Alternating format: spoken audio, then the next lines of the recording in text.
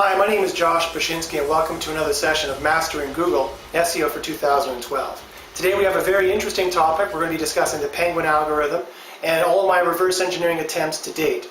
I delayed in releasing this video because I wanted to make sure what it is I was finding, and I didn't quite agree with the other videos and blog posts that are being made by other people in the industry. So I wanted to take some time to make sure that my data was correct. And now, the date today is the 26th or 27th. Now the Penguin update has been released, and I can now see that my hypothesis seems to be correct. And so I'd like to share those findings with you today. So before I can discuss Penguin, though, I have to discuss Panda a little bit, because it seems to me, based on my research, that Panda and Penguin are doing similar functions. Just one is doing a more broad approach and one is doing a more specific approach. So let me explain. So first off, when I was doing my research, I found that there was pages that were flagged as what I call spam.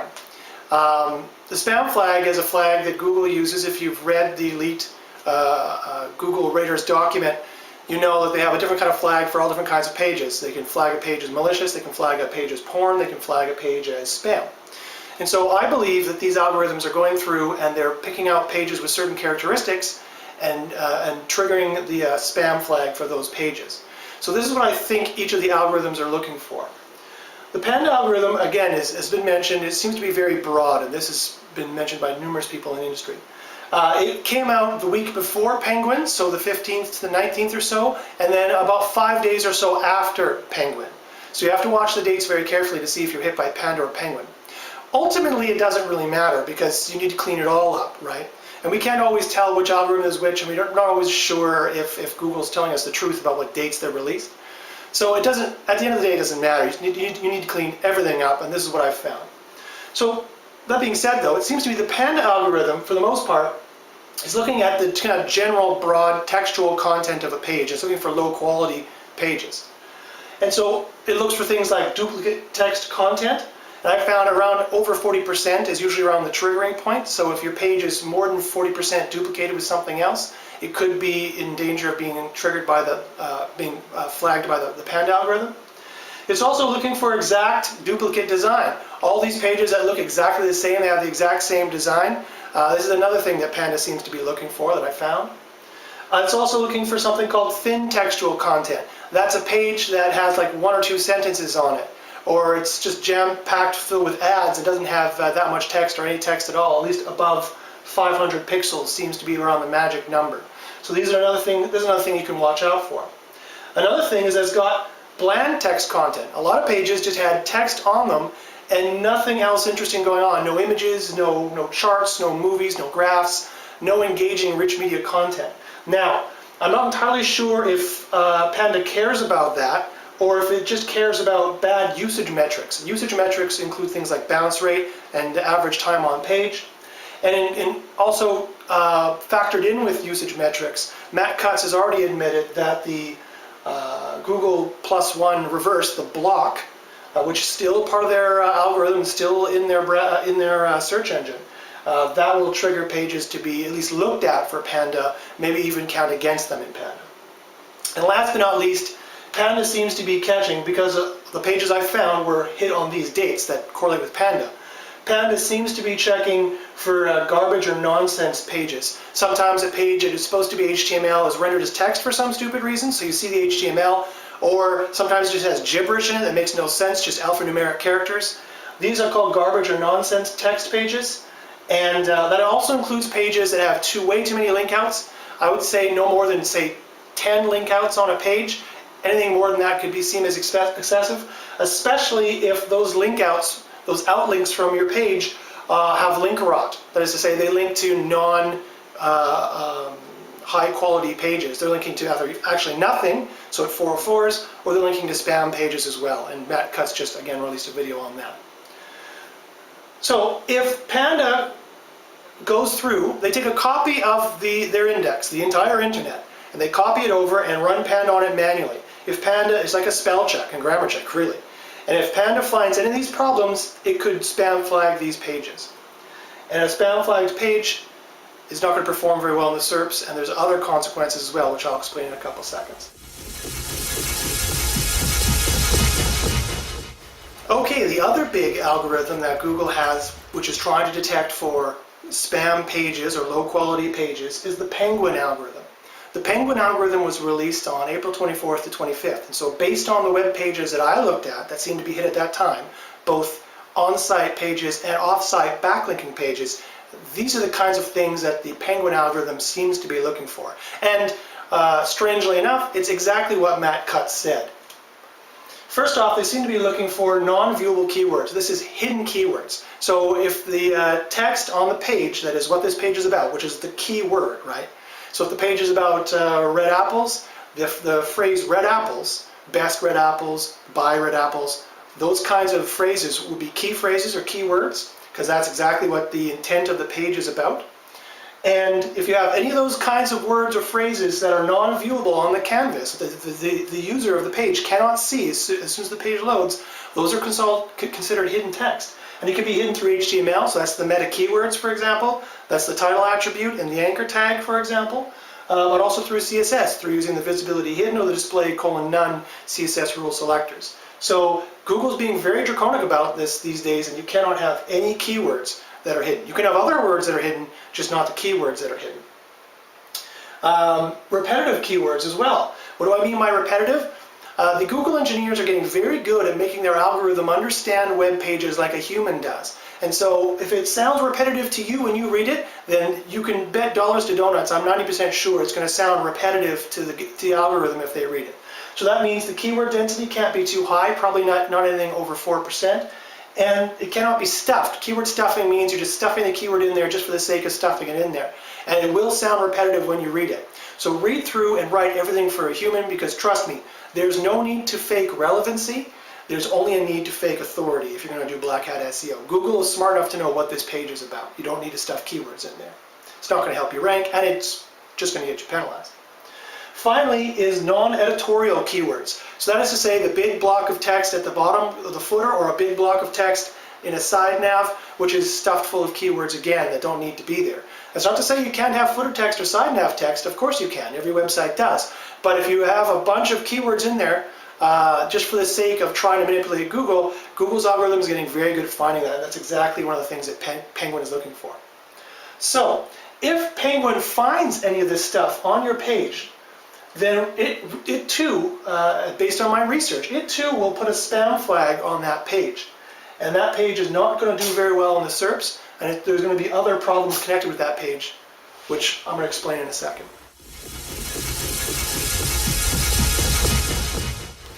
Okay, so the question is, if Panda and Penguin find these pages and spam flag them, what is that going to do for your rankings? What is that going to do for your site? Well, as we can see, the effect is actually rather drastic. What that's going to do, a spam flagged page essentially equals a penalty for that particular web page.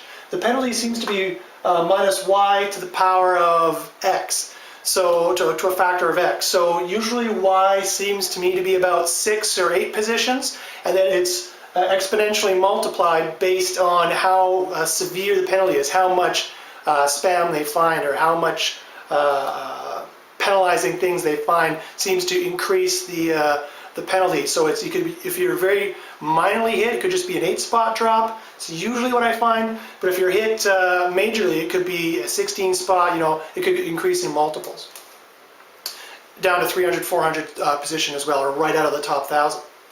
So that's what's going to happen to that particular web page. And so that page is going to rank lower on the topic it's supposed to rank for. So the topic it's supposed to rank for is the text. That's what Panda looks at, right? The general text about. And then the specific keywords, that's what Penguin looks for, of that particular page of what it's supposed to rank about. Not only this, though, and this is the insidious part, not only is it going to, that page is going to rank lower, but all the pages that it links to are going to rank lower. It's going to provide, because it drops in rank, it's going to provide less voting power, less link juice to all the pages that it outlinks to. And it says that I'm voting that this page I'm linking to is great on topic XYZ. I'm about topic XYZ, and I vote through the anchor text about this page, which is also on topic XYZ or XY or whatever the anchor text is, right? And I'm saying it's great because I'm great on this topic and I'm vouching for this other page. That's how the linking system works. But if this page gets spam flagged and it drops, so too will this page. So I have a diagram here to kind of show that. So if this is your website here, above the dotted line, and these are all your backlink pages, and they're all about topic AB, AB, AB, AB, putting to your AB page, whatever the variable AB is, you know, red apples or blue apples, whatever.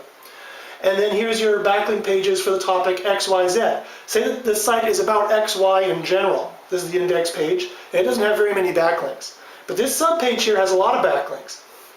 But when the Penguin or Pandem algorithm rolls out, and this is where they're ranking here, let's say they're ranking very well, they're ranking position 1, position 2, and the backlink pages are going to be down there somewhere, because if they're doing black hat linking, they're probably going to be some kind of auto-generated page, right? That's not going to be ranking too well, and that's exactly what you want. You don't want your black hat pages to be spamming up the index. The ironic thing is that white hat SEOs think that black hat SEOs want to spam the index. You know, they certainly don't. they want to rank in the competitive niches that they want to compete in, and there's no other way of doing it other than doing black hat currently. So these are all your backlink pages. Now, what happens when Penguin or Panda rolls around? Okay, well, the algos copy this data out, they run their processes on it. Oops, they find some dupe content, they find some keyword stuffing, they find some hidden keywords, right? Whether it's inadvertent or advertent, it doesn't matter. And so look at this page here. This page has no links to it, but let's say the Penguin algorithm found it and it had some keyword stuffing, had some meta keywords and footer text, and so it found it and it drops all on its own. It has nothing to do with backlinks. But let's say this page here went through and it dropped as well, and you're thinking, well, why? Is there something wrong with that page?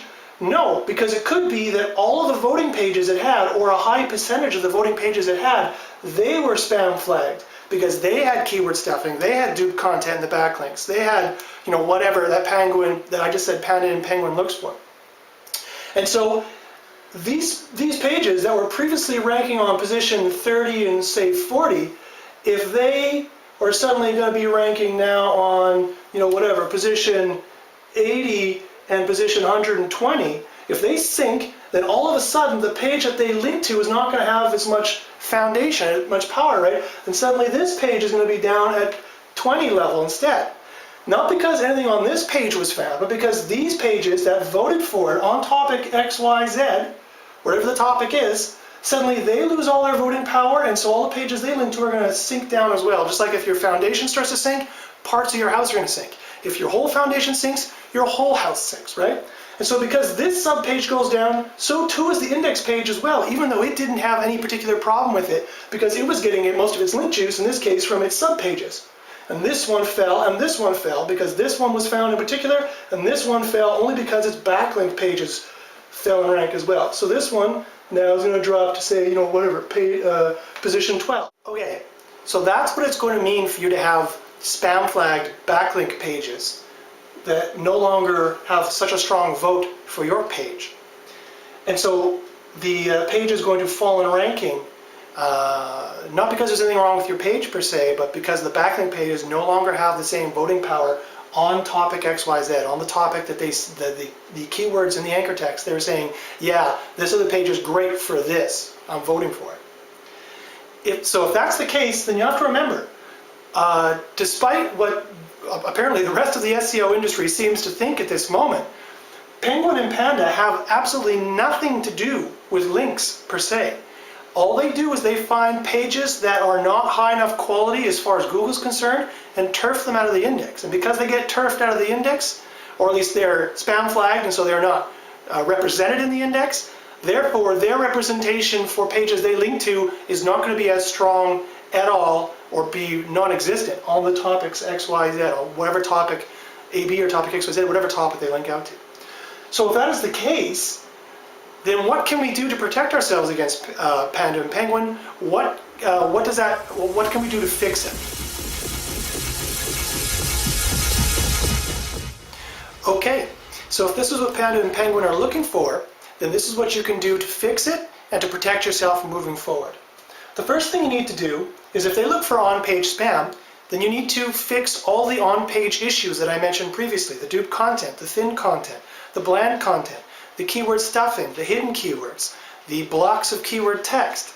You need to fix this not only mostly on your own site, because that'll flag pages and that'll derank them just for that by those rights alone, but also if you have the ability, if you can access your backlink pages, you can email people who have linked to you, you can ask them to spruce up their pages maybe a little bit, or if you have access to your own backlinking pages, you could try and fix those pages, and so what turns into a non-vote turns back into a vote.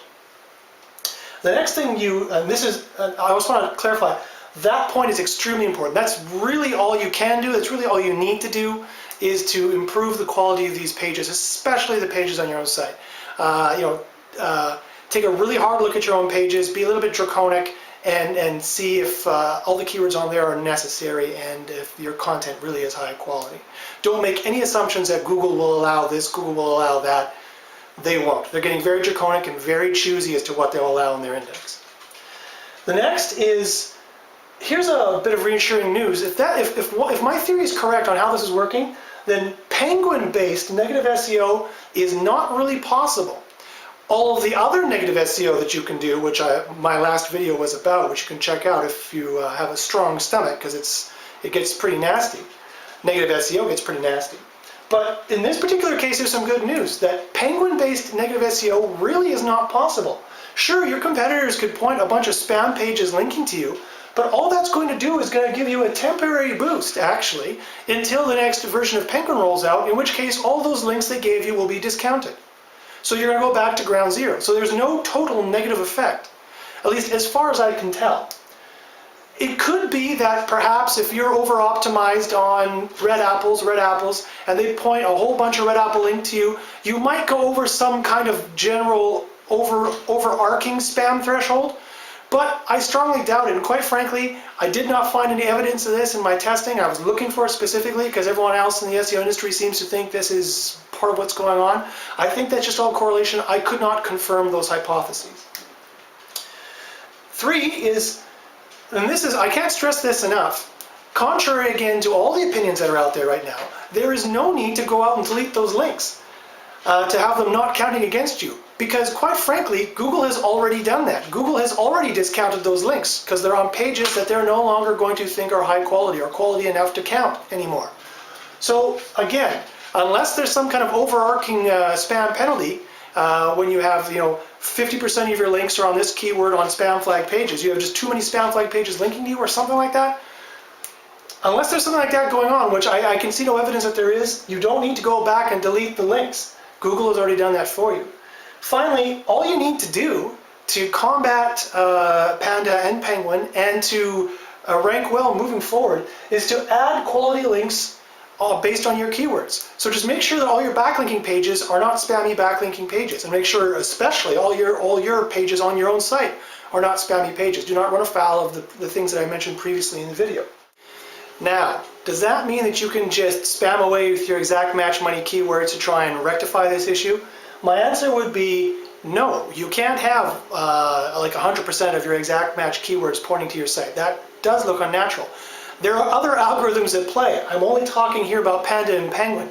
They have other algorithms to detect paid links, so it looks like paid links. They do seem to have other algorithms that check for truncated page rank, for other linking issues. So, and even if they don't today, it's such a hubbub in the SEO industry right now that, it wouldn't be surprising at all for them to start checking for this in the future.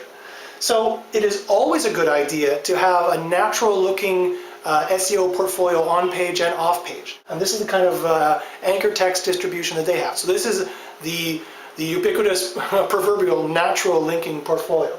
They have about 30% exact match query. So let's say you're trying to optimize for red apples. That means that the phrase red apples is going to show up with red and then apples right after it. It's going to show up no more than 30% of the time in any sentence. It could be great site for red apples or it could just be red apples.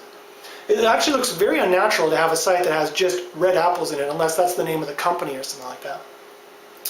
And then 30% partial match queries. So instead of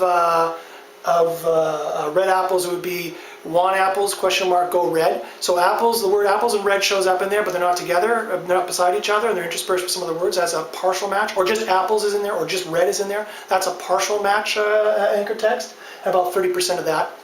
And then 30% just your URL, and then 10% generic. Click here, visit us, cuckoo, whatever. Doesn't matter, it's just generic kind of jetsam flotsam words.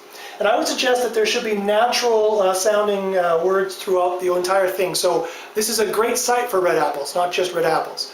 Or click here for red apples, that kind of a deal. That sounds more natural.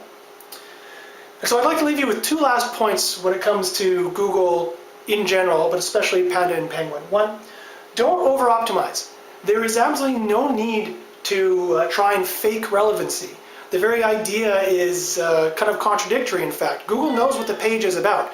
You don't need to try and stuff keywords into various areas to make them think that you're about this. They're getting very good at knowing what the page is about. And not only that, but you don't need to over-optimize in terms of if your URL says red apples in it, you don't need to have red apples in your title. In fact, you shouldn't. You should have some secondary keyword in there. Get the best apples here, or some kind of call to action in your titles. So only have the query in one space, right? You don't need it in both spaces. You may put the text and the title, but not the URL, or the URL, one of these, two of these out of three of these spaces. So, and the point is that over-optimization is both risky and unnecessary, right? Not only will doing those kinds of things put you at risk for the current algorithms or the future algorithms that are going to come out, but it's totally unnecessary. Google knows what the page is about. You can check Google Webmaster Tools and see what they think the page is about, and 90% of the time that's correct. And if it's not, just change the text and the titles a bit, and they'll know what the page is about. They're getting very good at it. Last but not least is this says, always try and look natural. Everything you do with your SEO should be natural looking. The backlink portfolio should be natural looking, and your on-page should be natural looking. That way, that's the best white hat, black hat, gray hat, any hat SEO tactic you can do is always try to be natural looking. So that whenever Google looks at what's going on, all that returns saying nothing but natural SEO donated links going on here. That's going to be the SEO tactic that is always going to be the best thing to do, and it's always going to stand the test of time. So that's what I think we need to do to fix Panda and Penguin. And although Penguin 1.1 has just been refreshed and just been released, and it's very early, all the early data is correlating with what it is I've been saying to do here. So hopefully my hypothesis is correct, and I can explain much better how I came to these conclusions in the comments for the video. And if you have any questions, again, you always know where my Twitter is. You can email me or comment in the questions. Good luck.